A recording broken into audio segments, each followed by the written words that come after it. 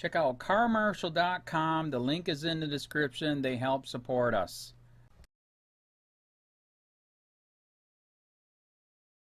One war. Two races. Herald Tribune. Com/drugs. Justice reform bills gain traction. Newspapers' projects on racial disparities in sentencing help to spur the measures. By John Kennedy. J. Kennedy at GatehouseMedia.com.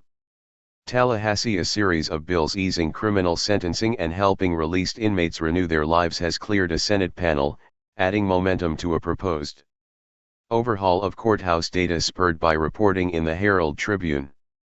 A top senator said he is looking to package the sentencing changes with the data overhaul to try to win support from both the Senate and House as the session enters its scheduled closing 3 weeks. We're in negotiations right now about how we're going to land all these different.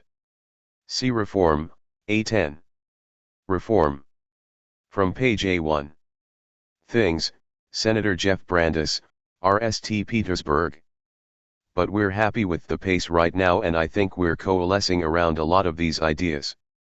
Brandes is chair of the Senate's Criminal and Civil Justice Budget Committee, which approved giving judges leeway on mandatory sentences, making it easier for inmates to get professional licenses when released, and limiting when someone's driver's license can be suspended. Brandes for several years has pushed to rewrite Florida's sentencing laws, many enacted 20 years ago, which critics say sent too many first-time offenders and drug addicts away for years, costing taxpayers and society. But any sentencing changes have been a tough sell in a legislature wary of appearing soft on crime. While Brandes says these reforms make sense, this year House leaders, including Speaker Richard Corcoran, a possible candidate for governor, have their own criminal justice priority. The House's must-have legislation would create a uniform databank containing information on arrest and bail proceedings, criminal sentencing, and one that is searchable by the public through the Florida Department of Law Enforcement website. That bill emerged following 2 years of reporting by the Herald Tribune on racial bias in criminal sentencing that resulted in 2 series, Bias on the Bench, published in December 2016, and One War. Two Races, published last year. Those series found Florida's criminal justice system is stacked against blacks. With bias especially evident in drug crimes, the paper's analysis found that black offenders averaged far more time in prison than white offenders with comparable histories under state sentencing guidelines. Corcoran said the House data bill will throw back the curtain and undo all the institutional biases in the judicial system. He said it would give Florida the most transparent sentencing system in the nation. House Judiciary Chair Chris Sprowls, Palm Harbor, a former prosecutor, has not advocated for easing sentencing laws. But he acknowledged that he is working with Brandes and the Senate in getting the sweeping database legislation through the legislature. But in the kind of deal-making that marks the home stretch of most legislative sessions, that might involve getting the House to go along with some of the criminal justice changes Brandes and the Senate are promoting.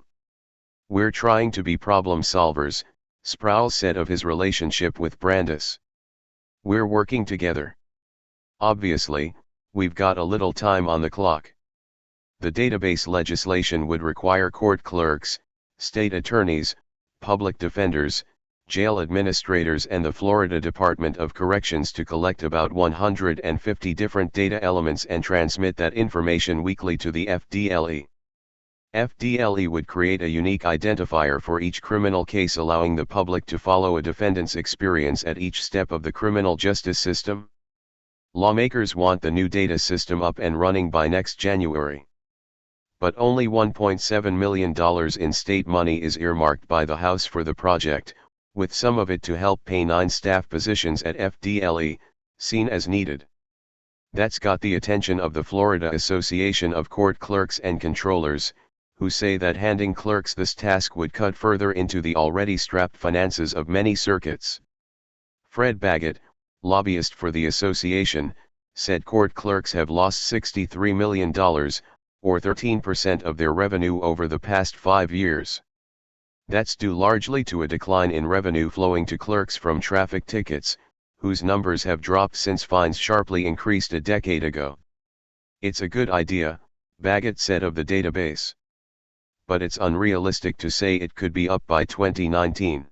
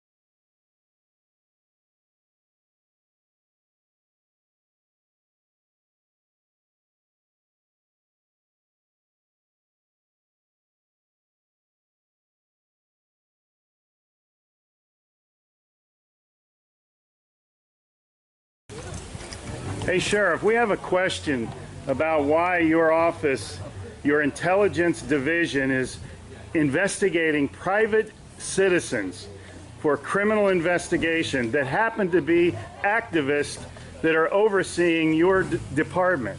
Why would you have your intelligence division investigate private citizens? We have done...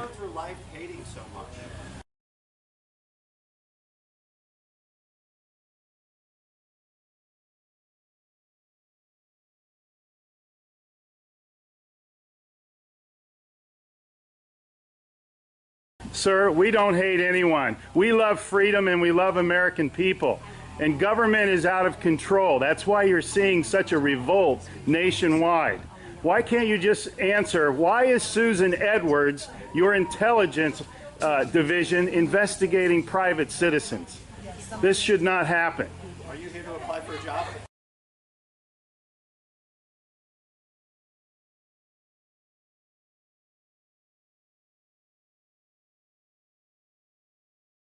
Possibly I might be applying for a job, but that's irrelevant to my question. Why would you ask that question? Well, enjoy the fair. Okay. Excuse me.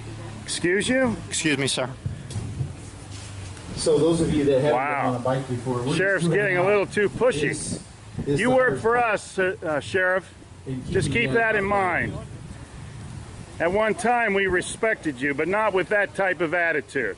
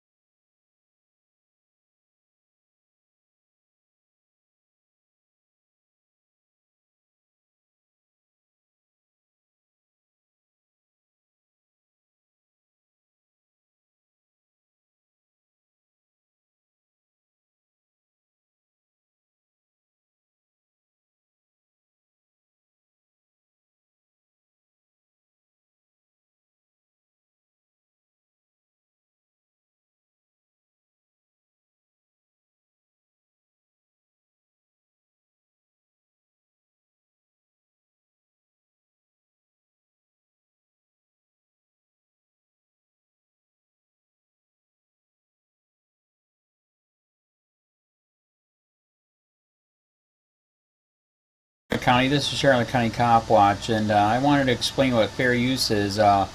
You can use pieces of news articles if you're doing it for news reporting, you have commentary, and you're doing it for education purposes. So that's what fair use is, as you can see right here.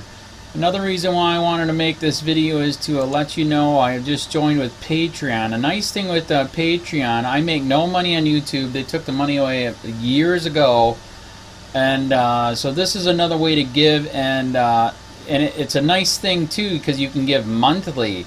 You can give $1, $5, $10, whatever. I do 4 to 5 hours a day on trying to wake the sheep up on how corrupt it is and different ways that you can fight the corruption. So Patreon is a way that you can do it, and then of course the old way is still there. Donate to Charlotte County COPWATCH with PayPal or credit card. So keep that in mind. 4 to 5 hours a day. I make no money, but the corruption happened to me and I'm sick of it, so I'm trying to wake people up.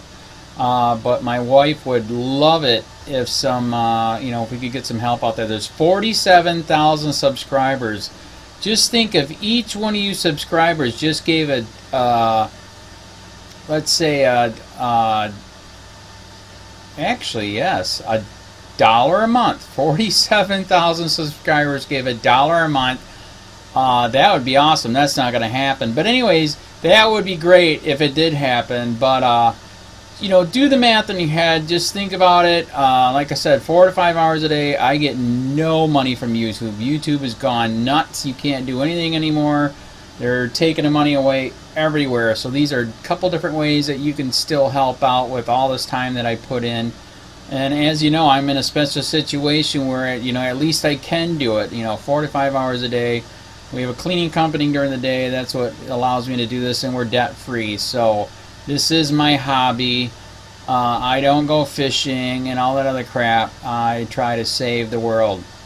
So help me out to make the wife happy, man. In fact, if you guys did give $1 a day, and there was 47,000 of you, and you did it, and each of you gave $1, and that was every month, oh my God, yes, I could quit. I could start suing them. Another idea too that we have is if I got some funds, we could actually contact everyone that has been ticketed and or arrested and put in jail and start sending them postcards to let them know we're here, and to see if everything went all right, and if it didn't, find out their story. So we could even do more investigations and more lawsuits. Lawsuits take money. So just think about that. 47,000 of you so far right now. $1 a day. $1 a month on Patreon, or $5 a month Patreon, 10, 20, whatever. Just do the math in your head, help out. This is a lot of work every single day. Thanks.